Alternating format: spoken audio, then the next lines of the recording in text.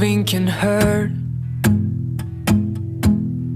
Loving can hurt sometimes, but it's the only thing that I know. And when it gets hard,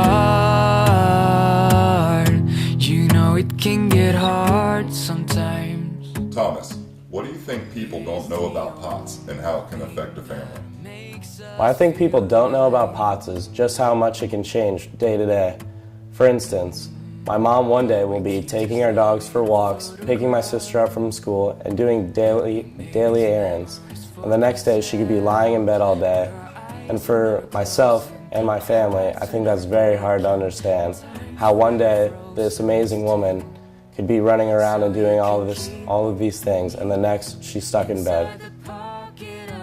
Thomas, what makes you the most proud about your mother? What makes me proud of my mother is, even with this disease, she's been able to always be there for everyone in our family. From coming to both of my brother's sports games, to taking care of Lily and going to her music concerts, to just doing the daily things that mothers do. That really makes me most proud of her. Thomas, what is your hopes and goals for the golf tournament? Well, for as long as I've known my mom, she's always been about fun, so I'm sure she wants everyone who attends the golf tournament to have a great time, while at the same time raising awareness for her genetic disorder, and hopefully everyone who attends the golf tournament will contribute to her cause, as well as helping out her POTS Foundation and supporting Dr. Grubb, who's at the University of Toledo in Ohio. We keep this love in a photograph. We make these memories for ourselves, where our eyes are never closing, our hearts are never broken, and time's forever frozen still. So you can keep me inside the pocket of your ripped jeans, holding me closer till our eyes meet. You won't ever be alone. And if you hurt, Nick, what has been the hardest thing for you having a mother with POTS? I think the hardest thing for me with my mother having POTS has just been her not being around, and traveling has been hard. It'd be better for her to be home more. I think that's just the hardest thing, traveling. Nick, what is your one wish for your mom? My one wish for my mom is just to get back to 100% and have her feeling like she used to, and being able to do all the stuff that she loves to do.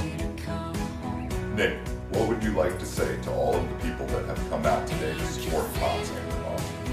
I'd just like to thank all of you for supporting my mom and contributing to her foundation and helping us out as much as you can. I just really appreciate it, and my whole family does as well.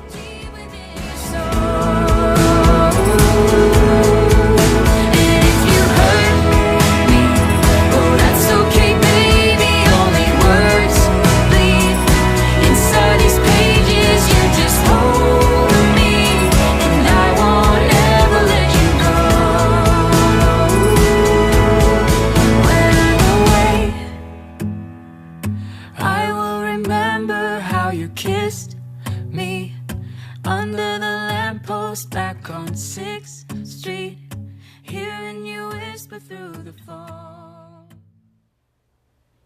Virginia, what would you say to someone who just got diagnosed with POTS? I was recently just asked this question about a month ago.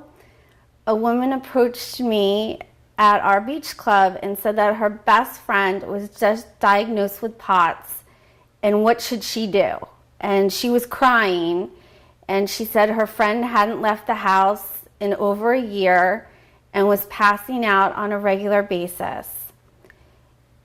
And I looked at her and I said, the best thing you can do for your friend is to be a friend, because there's no way you can understand what she's going through right now.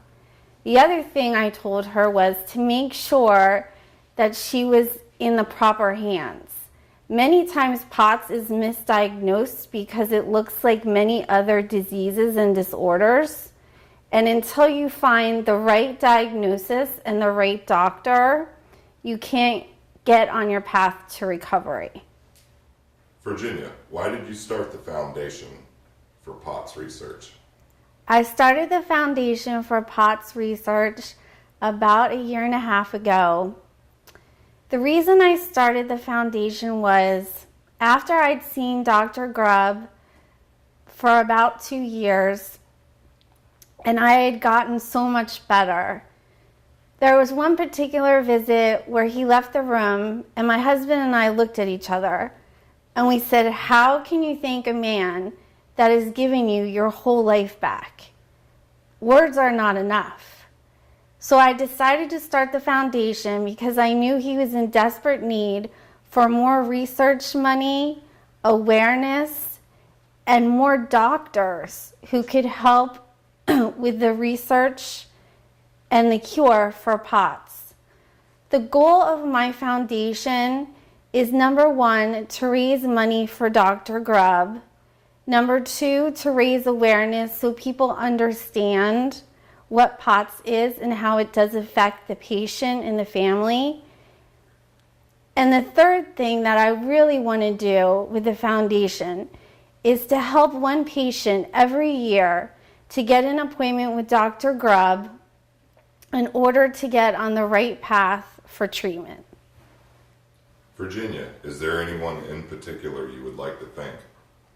There are so many people that I would like to thank for their unconditional love and support during this difficult time. I would like to thank the Gulfstream boys for their Sunday barbecues. They meant more to me than you will ever know. I would like to thank my son Thomas for never giving up on his mom. I would also like to thank Nicholas.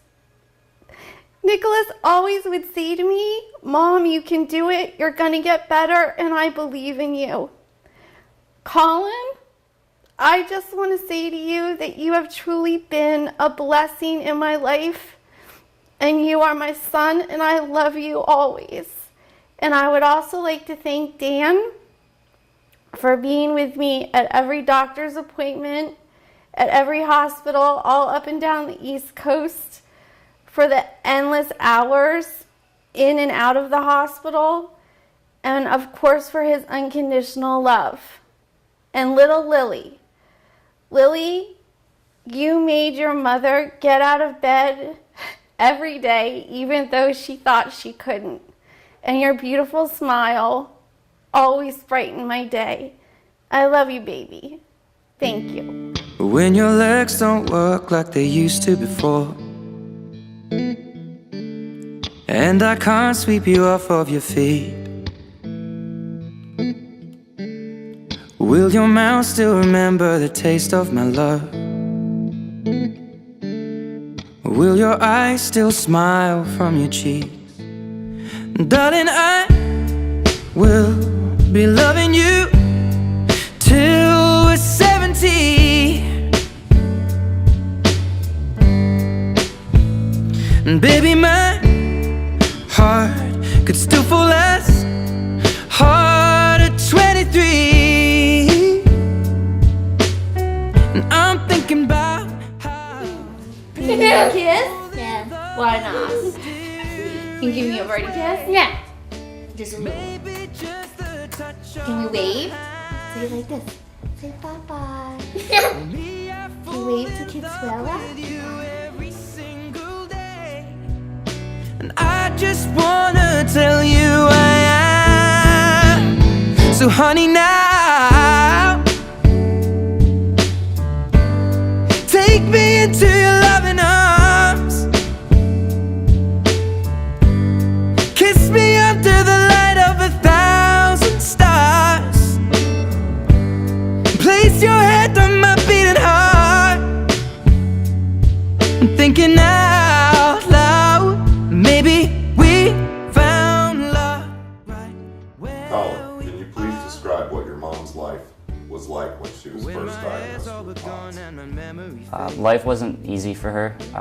It was really hard on her. and the crowds She didn't have her normal energy she used to have before she was diagnosed. She became very sad, and it took a toll on all of us. but she's gotten through it and she's done a very good job of handling it.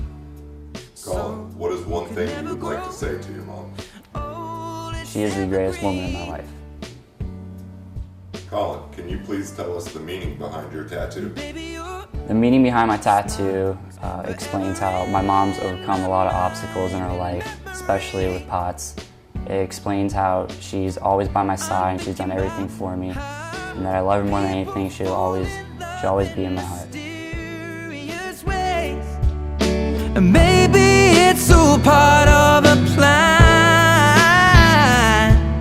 Well, I'll just keep on making the same mistakes, hoping that you'll understand.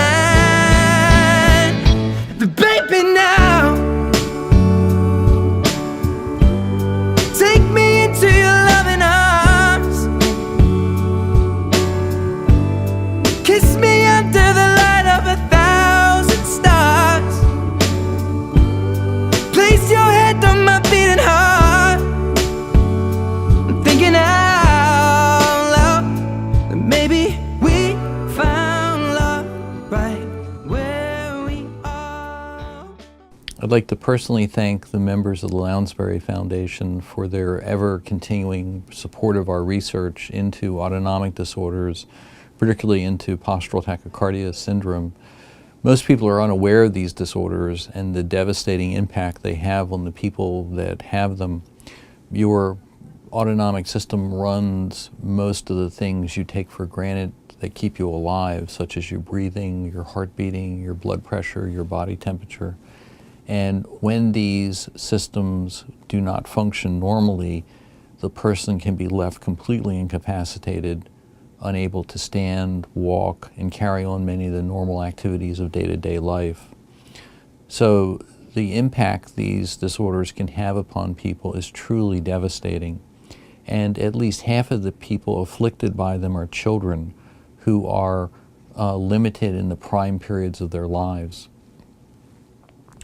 We and other centers around the country have been working diligently to try to understand how these disorders occur and to elaborate better therapies for them. Recently, the thrust of our research has been to determine whether or not these illnesses are really autoimmune diseases with your own body attacking itself.